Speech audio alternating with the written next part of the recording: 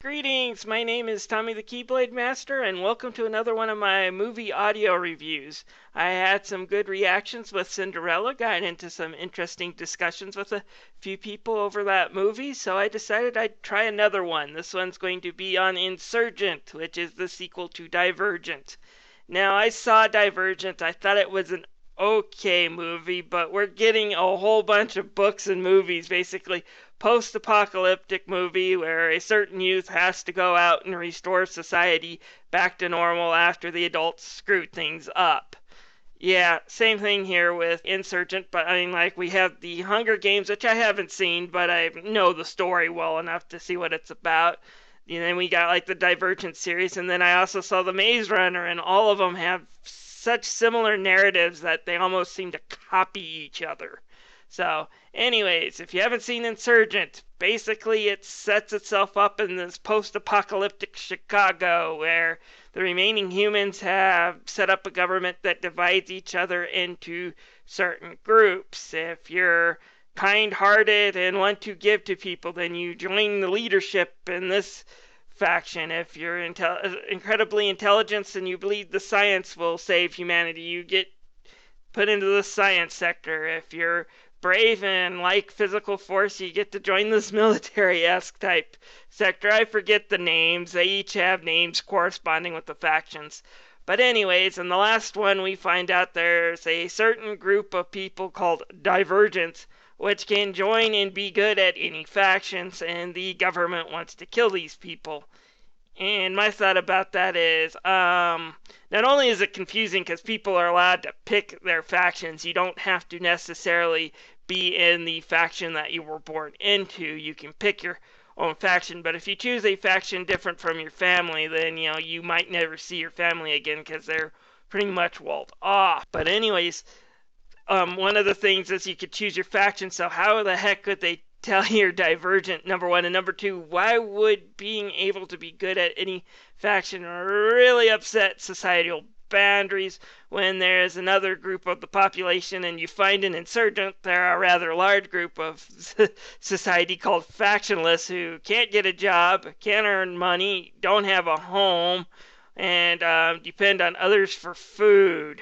And I was like, those are where trouble in society really starts coming from, when you have a large percentage of population that are like that, because they're eventually going to have to rebel for their own survival, for their own dignity. So yeah, why go after the people who are good at everything instead of figuring out why the heck you have in your society a group of outcasts that can't get a job at anything? But I digress. This is one of those post-apocalyptic books. I'm putting too much logic in it. I should see if CinemaSins has done a video on Divergent. I'm definitely looking forward to if they do one on Insurgent, because there's plenty of things they could tick off with problems in this movie. But anyways, on to the main plot. Basically, we follow the story of Trish a few weeks after Divergent. She's kind of hanging out in the boonies between where the wall that separates the rest of the world is and the post-apocalyptic Chicago. There's kind of this forest farmland area, and they're kind of hanging out there, laying low until they can figure out what to do next. Janine, who's the villain and the leader of the brilliant people who's taken over everything, wants to kill her and kill the people who used to control the city, the kind-hearted people, because they're now in her way. And yes, they're also kind of warning that intellectual elites who grab too much power are a danger. This is also not a new story contraption. Oliver Swift, I think, who wrote Gulliver's Travels, warned about the problems that could happen if you get a bunch of intellectuals, know-it-alls that know nothing in charge of society. It can be terrible for society. Just look up the third act of Gulliver's Travels to see what I mean there. But anyway, same thing here. She decides to eventually go back to Chicago after she realizes, they're going to start coming looking over this farmland and troubling the people who farm if she sticks around too long. So she decides to head back to Chicago after a group of the military find her there. She escapes, heads back to Chicago, and then wants to track down and kill Janine because that's all of a sudden a big deal to her. We must kill Janine. And I'm like, I saw the ending to the first movie. You had plenty of time to put a bullet in that evil woman's head.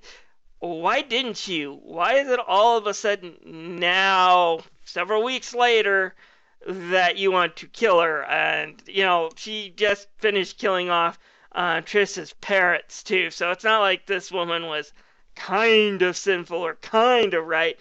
She's evil. It was painted in the first one. And Trish decided to just leave her instead of finishing her off. Why? Especially now she's asking herself that. So I have to ask, that's part of my problems with this movie. My big problems, though, is that it's, for the most part, kind of lame. At least the first half is kind of lame. Like I said, Maze Runner, I'm willing to guess Hunger Games, kind of just follows this formula. We've seen it before. We know where we're going with these characters. And it's just not interesting. I didn't fall asleep, but it wasn't like I was expecting any big surprises.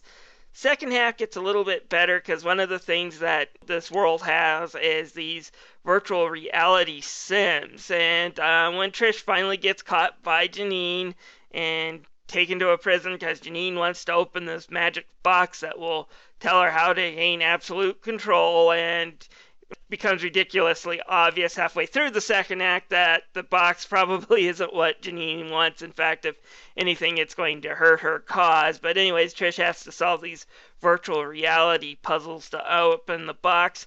And these are pretty cool, and it has some pretty cool effects during these scenes. And, like I said, the movie picks up during these scenes, but they're not very long. In fact, they're a bit too short. Divergent had a lot more of these type of virtual reality scenes and scenarios. This one kind of just shoves them all in your face at the end, and it doesn't last very long. And the main story is your just typical paint by numbers stories that I already mentioned the Maze Runner does. I do believe the Hunger Games would probably do it because it's just set up in this type of world with the same type of characters.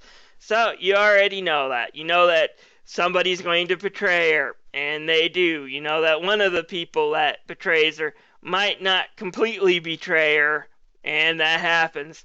And you just see it going along, and then you of course know, the box is going to lead into what the third part of the trilogy is going to be. Should you go and see it?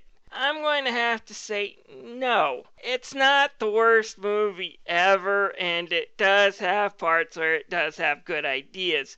But for the most part, it's just another cliche teenage post-apocalyptic movie. Like I said, I've seen worse, but we're getting to the point where I can pretty much tell you the story of this movie just from the outset from other post-apocalyptic teenage trilogies, and I'm kind of getting tired of it. Anyways, that is my thoughts on this movie. If you've seen it and have some of your own opinions, feel free to share them down in the comments below. This is Tommy the Keyblade Master signing out.